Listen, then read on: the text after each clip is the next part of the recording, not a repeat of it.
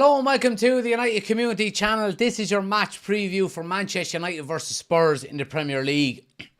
And a massive game. An absolutely massive game for a number of different reasons. Because I think more than anything else, Spurs are probably going to be a direct rival for Manchester United for the remainder of the season.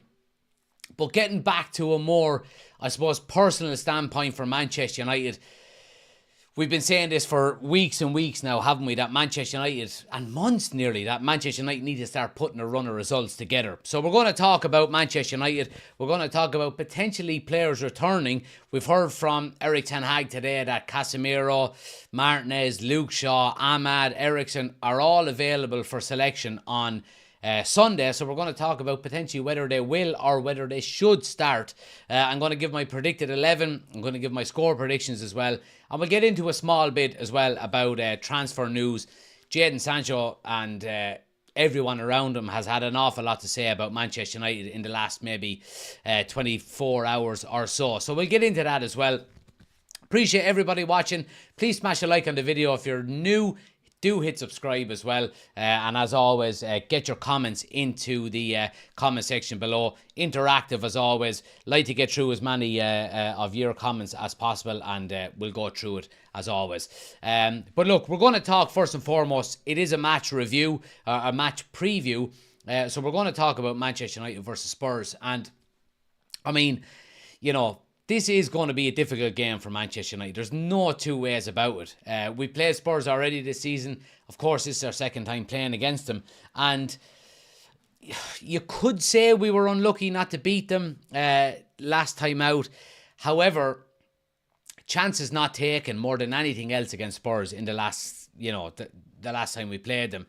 And United have had that recurring theme throughout the entirety of this season so far. You know, there's parts of each game, whether it be the start of it, whether it be, start of the second half, late in the game, where we played well, created chances, and we haven't taken them chances.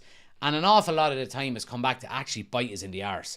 And Spurs was one of them games. And I think it's quite vital going into this game, and not just this game, but I'd say the majority of games that we're going to play between now and the end of the season, that if we don't take our chances when they arise to us, we're not going to get much out of this game. But we're going to get into it. Let me know what you think is going to happen. Obviously we've got players coming back. And let's talk about it now. We'll start with players returning. And obviously Erik ten Hag has spoke, you could say in depth in his if they're back and they're fully available, but depth in terms of actual players returning and squad depth again. And that's the main thing. And we've spoke about this on numerous occasions throughout the season, that depth is so important to Manchester United, because we haven't got a squad full of talent, you would say. Now, there is talent within our squad, and I hope that doesn't come across as, very negative. But when you look at some of the other squads that are in the Premier League, Manchester United's talent doesn't go through the team and the squad as much as it does with other teams. And players coming back, we've talked about how much of an issue the injuries have been to Manchester United this season, and we seem to be, over the next couple of weeks, getting back a lot of players. Casemiro and Lisandro Martinez are the first that spring to mind. And of course, Luke Shaw as well. He's obviously been back on a couple of occasions this season. But the main two long-term absentees have been Casemiro and Lisandro Martinez. And according to Erik ten Hag in his press conference, that they are available for selection. I'd like to get to know what you think. And I might actually do a poll here more than anything else. Should Casemiro... Should Cass and Licha start? Okay, and let me know what you think. There is a big dilemma here. And first and foremost, it's the fact that we are so desperate for results at the moment. And we're so desperate for good performances. And we're so desperate for proper mentality and proper players with the proper mentality back into our squad, that the likes of Lisandro Martinez and Casemiro coming back, automatically you would jump to the conclusion that get him in, Jesus, get him in as quick as you possibly can. But the other side of the coin is that we've been without these players for so long, and quite evidently we've missed these players so much that do you risk them straight away and throw them back into the fold when potentially you're going to say to yourself, well, let's keep him on the bench. Let's maybe give him 30 minutes at the end. Let's bring him on at half-time if we need him, so on and so forth. And I think that's the dilemma that Erik ten Hag is working with at the moment. Personally, I don't think we should risk it. I really don't. From starting these players from the onset, Casemiro, Lisandro Martinez, injury prone. Now, look, you can take both of them separately, and the reason for it is that Casemiro is 31 years of age. Lisandro Martinez, I actually don't know what age he is, but he's not that old. Is one getting injuries for the intensity of his game, aka Lisandro Martinez, or is the other getting injuries because of his age, aka Casemiro? So maybe there is an argument where you can say, start Martinez straight away. He's ready to go, no problem. He's young. It was probably unlucky that he got, a recurring injury. We maybe didn't look at the injury that he had at the start of the season correctly and let him, recover in time. Whereas Casemiro, you could say, he's getting a little bit older. He's probably not up to the same kind of intensity levels that he was used to at Real Madrid and even last season at United. And I think maybe the fact, and let me know what you think in the comments, but I've been thinking about this over the last couple of days. The fact that Casemiro lasted the whole season last year, do you think the reason he did last the entirety of the season was because he was suspended a few times throughout the season, where he could take a rest and go, let me get a breather here for a minute, so on and so forth? Because we know how strenuous last season was, with the World Cup in the middle of it, the short turnover we had between the end of the season and the start of pre-season, so on and so forth. I think there's grounds for both, and of course I'll go through my and if they're not, then I think that will have a massive implication on how United's season goes between now and May. But let's see what people are saying here in the comment section, and we'll see how everybody's doing. Is everything okay in terms of YouTube? I'm getting a couple of warning signs here on OBS, but I think everything seems to be okay. But let me know if not. Let's see. Oshin says, I'd play Licha, maybe not Casemiro. Again, exactly what I said there. Niall says, going to be tough. Spurs have scored 22 goals away from home, more than we've scored at home, which is, a massive point as well. Chris says, hair gel is back. It certainly is. And the Guinness is flowing. The Guinness was flowing. I met my dad for a couple of pints at 5 o'clock, and we had 4 lovely pints of Guinness. So if I'm waffling a little bit, I don't know, put in a big red X into and tell me to shut up. But enjoyed a few pints of Guinness on a Friday evening, which is great. Chris says, we need to win, play everyone. There we go. Niall says, agree, Chris. Think this is a must-win game. It's an important game. Every game is a must-win, says Oshin. If they are available for selection, they should start, says Chris. I understand where you're coming from, and that's and I love it, Chris, because that's a very fan way of thinking about it. And I'm the same. I think, get him in. I can't wait to see him back. Want to see him play. Want to see his, pulling us out of the doldrums and getting us back to maybe the form that we showed, in the first 2/3 of last season. Oshin says, should have played them at Wigan to get minutes into the legs, in my opinion. Party Pooper says, I don't think they should start because we shouldn't risk them and they potentially won't be at their best first game back. Now look, that's a great point as well from Adam, because we've seen with Erik ten Hag since he's been manager of Manchester United that he doesn't tend to throw players straight in, whether it be if they come back from injury, whether if they sign him. Casemiro's a great example of that. I think he sat on the bench for 4 games before he actually started one. So he tends to just kind of trickle their way back into the team. So let's see if that's going to be the case again. She says, don't spam the chat, Chris, or it's a timeout. Let's see. They could both be super subs for the last 20 minutes, says Adam. Absolutely. The boys are having a chat between themselves. Finn says, wouldn't play them from the start, spring them off the bench if needed. Let's see what people on TikTok are saying here as well. Neither were playing well before injuries, so I wouldn't start. Both need match practice, says Roy. Nadine, thanks for the gifts, much appreciated. TikTok is stalling. I don't know what's going on there. I'm going to the match on Sunday, says Dicey. Hope you enjoy it, man. Do you think Jim Ratcliffe will help the club or do more damage? You cannot do more damage than what the Glazers have done over the last 18 years. So I think Jim Ratcliffe is going to be a positive. 100%. 100%. Absolutely. But look, guys, let's talk a little bit about the opposition and Spurs. Now, look, we know that, Spurs have had... I suppose the best way of saying it is an explosive start to the season. All guns blazing. I think they are probably the most enjoyable team in the Premier League to watch over, the course of the season so far. But they've had a bit of inconsistencies over the last few weeks. And look, they beat Burnley last day out, bet Bournemouth.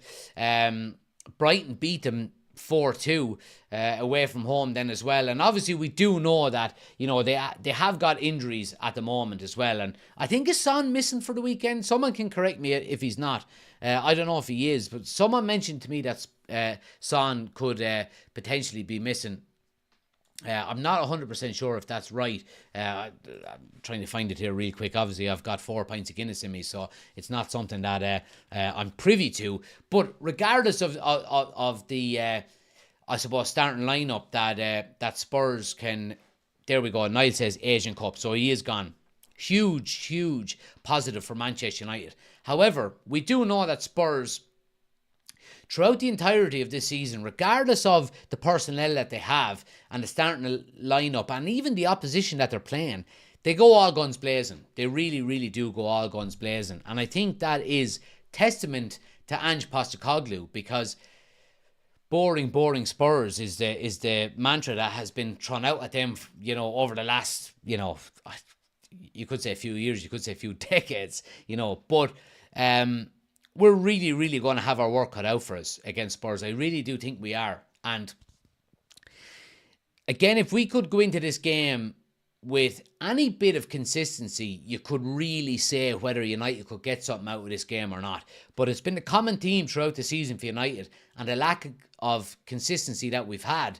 It's really difficult to say what kind of team is going to show up against Spurs on the weekend. Now, I think team selection has an awful lot to do with it. And one name springs to mind is Scott McTominay. And, I mean, Eriksen is back. He was ill for our last game, so he is coming back in to the team, not missing through injury, just missing through illness. Does he go straight back into the team? I think we seen when Eriksen played with Manu and Bruno Fernandes, albeit we did see 3 players that are very similar in style, that like to keep the ball, that like to create, but don't have a real physical presence within that midfield. I would just do it. I would gamble. I would gamble and go with Manu, Eriksen, and Bruno Fernandes. And of course, I'm probably giving away a little bit of my starting 11 that we'll do in a minute. But I think in terms of trying to control that midfield and really put the game to Spurs are going to be on the front foot as much as they possibly can. And I think the way to counteract that is to be on the ball as much as you possibly can. And that means getting players into the team that want to get on the ball. And Scott McTominay is not one of them players. He's just not one of them players, So, for that reason alone, I think we need to control as much of this game as we possibly can and negate Spurs high tempo and high press and high, intensity, so on and so forth. But Spurs are going to be up for this game. They really are. They come into this game already beaten us in the Premier League. We should have been 3-0 up before Spurs even had a shot on goal when we played them at their ground at the beginning of the season. But that means nothing going into this game. It really means absolutely nothing. But look, let me know what you think in the comment section. What way would you like the team to start? We're going to get into our starting 11 now in a moment. But I do think that Spurs, if we're looking at this game, let me just double check it here for a moment, because I want to see who's actually favourites for the tie. Manchester United are favourites. Manchester United are 11-10 and Spurs are 2-1. If I was a neutral, throwing a tenner on Spurs mightn't be the worst bet in the world. And that's hard being a Manchester United fan actually saying that. But Spurs play some scintillating football. They really do. High tempo, high press. And I think the big worry here for me, more than anything else, is if Spurs play to the tempo and the level that they can, and we've seen them play on numerous occasions this season, Ange ball and all this kind of stuff, and United go out with that lackadaisical mindset and, let's just try and find our way into a game, I think we could easily be 2-0 down after 20 minutes. Absolutely, no problems with that. Well, I do have problems with that, but in terms of the actual game. So I think we need to be on it from minute 1 to minute 90. We cannot lose concentration here, because I think Spurs are the type of team that if they smell blood and we allow them to counter on us and allow to attack us at the pace that we know they can do it. I mean, they've done it to Man City already this season. I think we could very easily find ourselves in a lot of trouble. But let's see what people are saying here. Spurs not hanging about in the transfer market, says Niall. Absolutely they're not. Son at the Asian Cup. Yep. We know that. Now, I appreciate everyone letting me know. Not like our dedicated Onana, says Niall. Oshin says, apparently Onana might not miss any games for United if Cameroon don't go through to the last 16. This whole Onana debacle, do you know what it reminded me of? It reminded me of in 1999 when United, was it 2000, when United won the European Cup and pulled out the FA Cup to go and play in the World Club Championships, which was a relatively new competition at the time, and there was uproar and it was what we doing and who's going on and this and that and the other. It reminds me of Onana now. I mean, he signed for United, and I think United signed him on the basis that he was retired from international football. He then goes back. Now we're hearing he's going to go to the AFCON. Then we're hearing he's going to miss one game, but then he'll be back. Now we're talking about he's not even going to go. It's a 9 to fucking head off me. It really, really is. I would rather him actually just go and be done with it now at this stage and let us get on with it.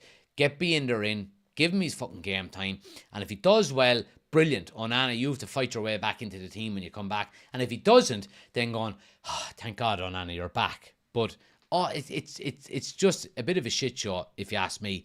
Onana needs to sit. I want Binder, says Chris. There we go. Finn says, you really see the measure of a man when money's involved. Chris says, want Leach to break Werner in half. There we go. Is Werner available, says Parry Pooper. Wonder what the odds of him scoring is. Would be typical. I think he is available, but scoring goals in the Premier League is not his forte, so please God, let's make sure he doesn't do it again.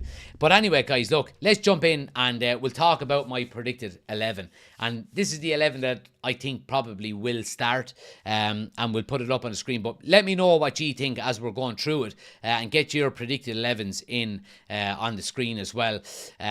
But again, I mean, I think it's pretty straightforward. There can be some changes here, and we'll talk about it as we go through. But this is my starting 11. Obviously, Andre Onana starts in goal.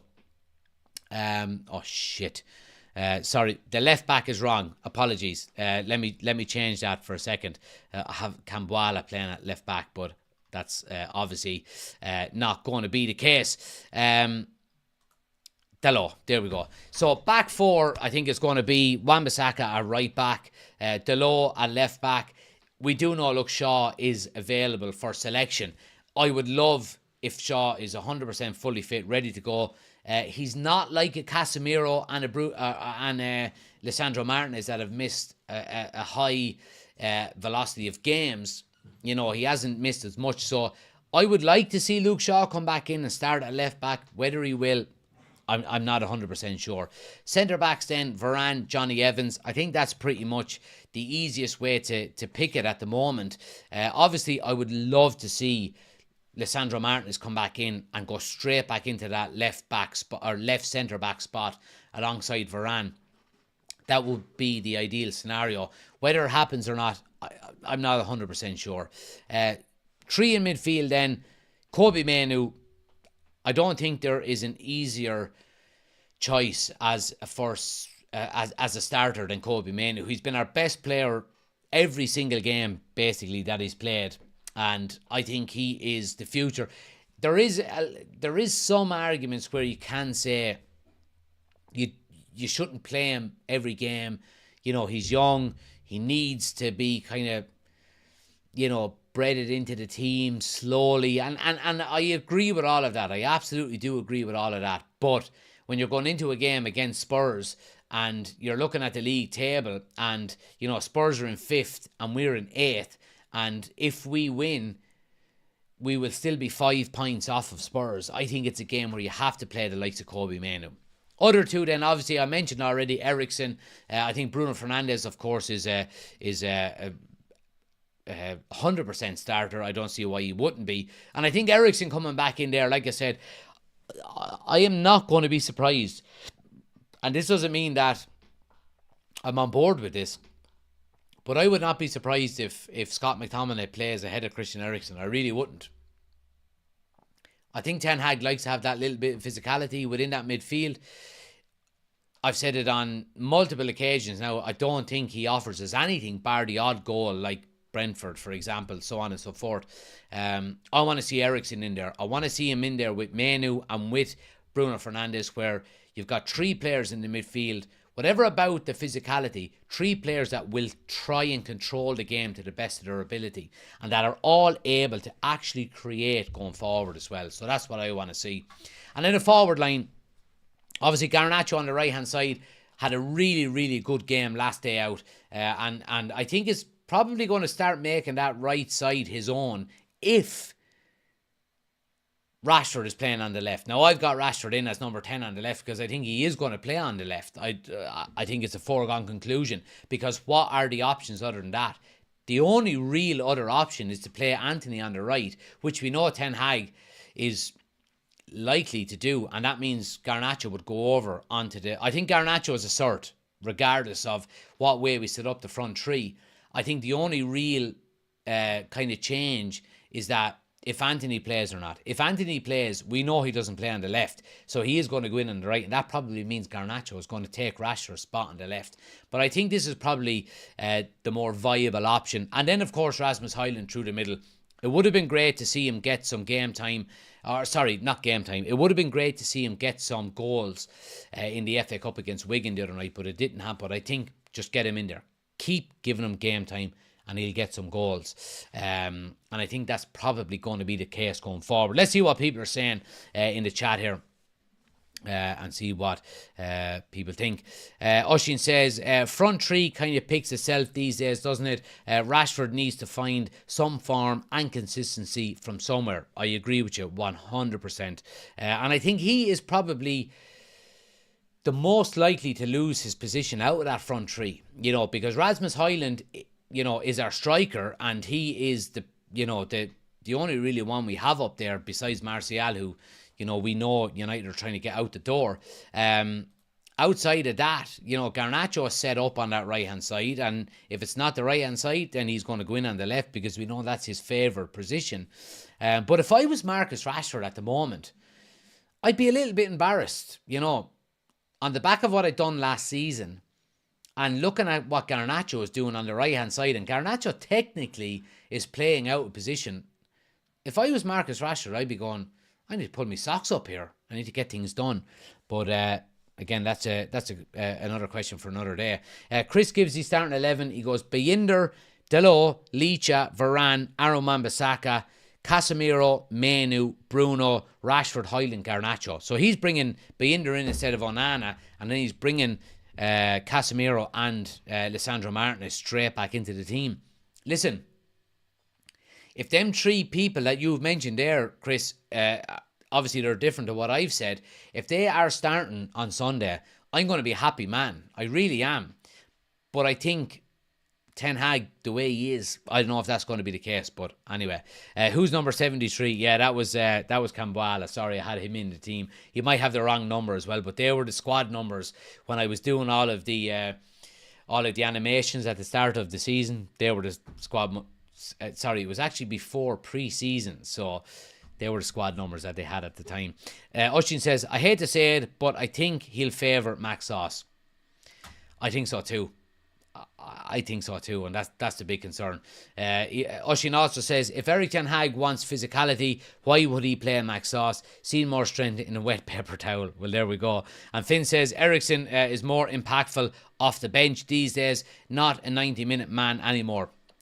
I agree with you, Finn, but the one thing I would say as well is that, you know, a couple of games that Eriksen has played this season where we've dictated play and we've had a lot of possession, we've actually scored a couple of goals. But there's been too many times where that hasn't been the case. We've still dominated possession and we haven't finished our chances. What Christian Eriksen gives you is chances. He will create chances. But it's all about taking them chances. I would rather see Eriksen play 60 minutes from minute 1 to minute 60 and we'd be 2 or 3-0 up than bringing him on at 60 minutes and we've been a goal down. You know, and I think it's all down to whether we take the chances that the likes of Eriksen creates for players around him. And I think that's the concern. Score prediction. Get your score predictions in the chat, guys. Let me know what you think, what way you think the score is going to go. I mean, if I can go on with a score prediction, I mean, we're at home. It's so hard to. I'm always going to back United, especially at home, in terms of a score prediction. I think it's only once this season that I didn't actually go with a United win, and that was against Liverpool. But you have to try and be realistic.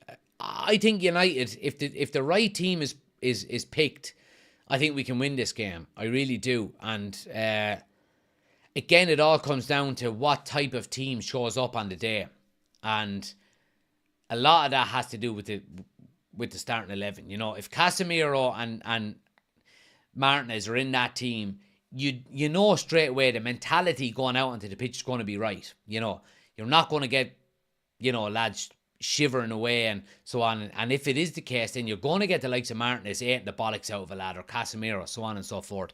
I'm going to go with a 2-1 win to Manchester United. I think we probably will concede. I think the likelihood of us conceding is a lot less now than, of course, if the likes of Son were there and so on and so forth. And Spurs, an awful lot this season, when they have had injuries, have looked really dangerous, but have failed to actually put teams away. Very similar to what we've done. So I'm going to go with a 2-1 win to Manchester United. I think we have enough to get the job done. I think we probably will concede. But again, it all comes down to, can we show up on the day? Can we show up on the day? And if we do, I think we can win. Party Pooper says 3-2 to United. Oshin says 2-1 United. We'll definitely concede, in my opinion. Chris says, when was the last time Eriksen played 60 and then we were winning 2-0? That's a pipe dream. There was 1 or 2 games when Eriksen came back that we were actually, it was only 1 game, I think. I can't remember the team where we were winning. We were leading when Eriksen was taken off, and Scott McTominay was brought on to see out the actual lead. And That's the point that I was trying to make. Chris says 2-1 United. Finn says 2-1 United. They score first. We get a penno and an OG. Alright, you're not giving us much chance of scoring from open play there, Finn. Reece says, most hope I've had against a top team this season, 2-1 to United. Niall says, Hart says United win, but I think we're going to be beat 2 or 3-0. Alright, okay. Alright, fair enough. Let's see what people on TikTok are saying in terms of a score prediction. Michael says 2-0 United. Dan says it's going to be a tough game, but if we play well, we can win. I'm going to go with 2-1 to United there as well. There we go. Okay, match preview done and dusted. Want to get in just before we finish for the next 5 minutes or so. Want to talk a little bit about Jadon Sancho and the whole. He's gone to Borussia Dortmund now and so on and so forth. Unfortunately, I can't put it up on the screen, but a lot of reports coming out about Jadon Sancho, and now the fact that his move is done and dusted to Borussia Dortmund for 6 months. Sky in Germany are saying Jadon Sancho's side excludes nothing. There is no option to buy, but the possibility of Jadon Sancho staying is not ruled out. The future depends on Erik ten Hag, among others. And if Jadon Sancho wants to stay in Dortmund, he would have to make concessions in terms of salary. Borussia Dortmund could realistically pay a transfer fee of 30 to 35 million euro. The club are hoping. Okay, so first and foremost, Sky in Germany, pretty reliable source in fairness to them. And they're basically saying that if all goes well at Germany, or at Borussia Dortmund in Germany, that Dortmund could realistically put a transfer fee of 30 to 35 million in. However, it would mean Jadon Sancho taking a massive pay cut. And that's down to not Borussia Dortmund being tight arses, but it's down to Manchester United giving them silly money when we signed them. Of course it is. And we've seen this, Martial being the main culprit at the moment. And we spoke about this in depth over the last few days about, is it going to be a case where Jadon Sancho does really well at Dortmund and we're going to have maybe a bidding war? I think a bidding war I think we're getting a little bit ahead of ourselves there, because I think a bidding war for Jadon Sancho is very naive if he doesn't want to, reduce his wages. And his wages are the number one thing, because we know how silly United have been over the last, 10 years, ever since Ferguson left it, of giving stupid salaries to I was going to say average players, but Jadon Sancho came, on the basis of being one of the most, in form and talented wingers in Europe, in the world. But there were some underlying things there, lack of professionalism, turning up late, all these kind of things. Reports have come out over the last few hours as well. Ralph Rangnick has been talking about Jadon Sancho and the time that he spent coaching him for the 6 months. And he had to say he had his best time in Borussia Dortmund, and when he was healthy, he always played for me too. However, he wasn't as carefree as he was in Dortmund, but that was also due to the overall situation. He goes on to say, when he was fit, he was a starter and did well under me. He didn't get a chance to play in Manchester. He now has to get himself back into a rhythm in Dortmund and really get back into form. From his point of view, the move makes perfect sense. He also said then, again, it's here from Sky, in the 6 months I had him, there wasn't a single discipline problem. On the contrary, he is a quiet and pleasant guy. Okay, so that was, I think that's the biggest takeaway from that Ralph Rangnick interview, that, he says there was no issues when I had him for 6 months. And I think under Erik ten Hag, there was no real issues with him, in terms of discipline. There was, until that tweet came out, or that Instagram post came out, there was never really a concern about his discipline. The problem was, more than anything else, is that he never applied himself properly. Now, I don't know. We've heard from Nemanja Matic that, there was, Paul Pogba and Jadon Sancho were late on numerous occasions, and the fines led up to 75,000 and so on and so forth. we never really heard that under Eric Ten Hag. Eric Ten Hag tried everything he possibly could to get the best out of Jadon Sancho. You know, gave him his space, sent him off to Holland to train on his own, let him, you know, take as much time as he wanted. When he came back, we seen the pictures when he was being substituted on the first time he was back. Ten Hag with his arm around him, two of them smiling at each other. You know, everything looked rosy in the garden. And Eric Ten Hag is well entitled to say in a press conference, I've said this multiple times, he was asked, he didn't come out and specifically want to talk about Jadon Sancho, but he was asked about Sancho and why he wasn't in the squad against Arsenal. And he said he didn't train well enough this week. Simple as that. He needs to apply himself better. And we've seen Varane, we've seen Maguire, we've seen fucking whoever else that has, you know, had these little issues with Eric Ten Hag about not getting... Marcus Rashford was dropped for the Wolves game because he was late.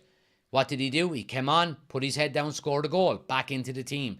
Jadon Sancho went the complete opposite way. He was completely unprofessional. He didn't put his head down and work hard. And we're seeing the consequences of that. You know, when Eric Ten Hag came out and said he didn't train well enough this week, all Jadon Sancho had to do was, in his own head, I'm going to prove you fucking wrong. And bust your arse in training the following week. Might take 2 or 3 weeks to get back into the team, but then all of a sudden, you've got a point to prove. But he hasn't got that mentality. And I think regardless of how it goes in Dortmund this year, for the next 6 months, there's been talks of, you know, Jadon Sancho potentially outlasting Eric Ten Hag at Manchester United, like we just read there. I think 90, probably 5% of the Manchester United fan base don't want to see Jadon Sancho playing a Manchester United shirt again. And the reason for it is not because of a personal vendetta against them, but we're seeing it too often. Sancho, Pogba, Lingard, Martial, these types of players that just are not putting it in enough. And he falls into that category. And we're past it now. We're getting a new ownership in with a new structure behind the scenes. It's time to move on and get players who want to play for us. And I think that's the case it should be. But guys, look, we're going to leave it there. I appreciate everybody watching. Thanks for joining. And again, like I said, please do, anybody that's watching, like I said, we're doing our match build-ups before every game. So anybody that wants to get involved in the match build-up, please do send me your 60-second video of your match predictions, your score predictions, your starting 11s, all that kind of stuff. And we'll put it up as part of our match build-up. Try and get it to me before tomorrow night, if possible. And I'll do it then an hour or two before the game. And of course, we will be back then live on Sunday for the game against Spurs. Guys, thanks for watching. Really do appreciate it. Hope you have a great Friday night. Don't drink too much. And I'll chat to you Sunday. Take it easy.